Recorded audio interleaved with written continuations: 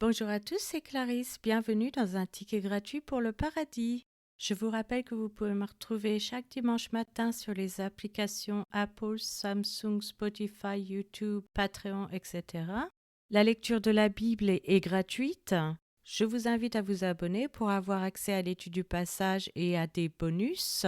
Vous pouvez aussi bénéficier d'accès anticipé. Cet abonnement vous permettra de recevoir une notification dès qu'un nouvel épisode sera publié afin de n'en manquer aucun. Josué épisode 8. Aujourd'hui, nous allons parler de la ville d'Haï avec la victoire d'Israël sur Haï et ensuite les deux montagnes avec l'autel et l'annonce. Passons à la lecture d'un passage de la Bible. Josué chapitre 8. L'Éternel dit à Josué, « Ne crains point et ne t'effraie point.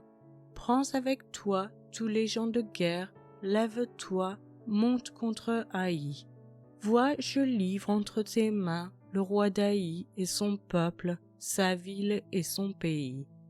Tu traiteras Haï et son roi comme tu as traité Jéricho et son roi.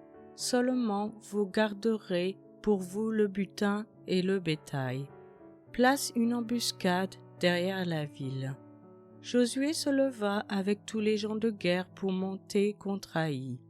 Il choisit 30 000 vaillants hommes qu'il fit partir de nuit et auxquels il donna cet ordre. « Écoutez, vous vous mettrez en embuscade derrière la ville. Ne vous éloignez pas beaucoup de la ville et soyez tous prêts. Mais moi et tout le peuple qui est avec moi, nous nous approcherons de la ville. Et quand ils sortiront à notre rencontre, comme la première fois, nous prendrons la fuite devant eux. Ils nous poursuivront jusqu'à ce que nous les ayons attirés loin de la ville, car ils diront, « Ils fuient devant nous comme la première fois, et nous fuirons devant eux. » Vous sortirez alors de l'embuscade et vous vous emparerez de la ville, et l'Éternel votre Dieu la livrera entre vos mains. Quand vous aurez pris la ville, vous y mettrez le feu, vous agirez comme l'Éternel l'a dit. C'est l'ordre que je vous donne. » Josué les fit partir, et ils allèrent se placer en embuscade entre Béthel et Haï, à l'occident d'Haï. Mais Josué passa cette nuit-là au milieu du peuple. Josué se leva de bon matin, passa le peuple en revue et marcha contre Haï, à la tête du peuple, lui et les anciens d'Israël. Tous les gens de guerre qui étaient avec lui montèrent et s'approchèrent. Lorsqu'ils furent arrivés en face de la ville, ils campèrent au nord d'Haï, dont ils étaient séparés par la vallée. Josué prit environ 5000 hommes et les mit en embuscade entre Béthel et Haï à l'occident de la ville. Après que tout le camp eut pris position au nord de la ville et l'embuscade à l'occident de la ville, Josué s'avança cette nuit-là au milieu de la vallée. Lorsque le roi d'Haï vit cela, les gens d'Haï se levèrent en hâte de bon matin et sortirent à la rencontre d'Israël pour les combattre. Le roi se dirigea avec tout son peuple vers un lieu fixé du côté de la plaine, et il ne savait pas qu'il y avait derrière la ville une embuscade contre lui. Josué et tout Israël frémirent d'être battus devant eux, et ils s'enfuirent par le chemin du désert. Alors tout le peuple qui était dans la ville s'assembla pour se mettre à leur poursuite. Ils poursuivirent Josué et ils furent attirés loin de la ville. Il n'y eut dans Haï et dans Béthel pas un homme qui ne sortit contre Israël. Ils laissèrent la ville ouverte et poursuivirent Israël. L'Éternel dit à Josué, « Étends vers Haï le javelot que tu as à la main, car je vais la livrer en ton pouvoir. » Et Josué étendit vers la ville le javelot qu'il avait à la main.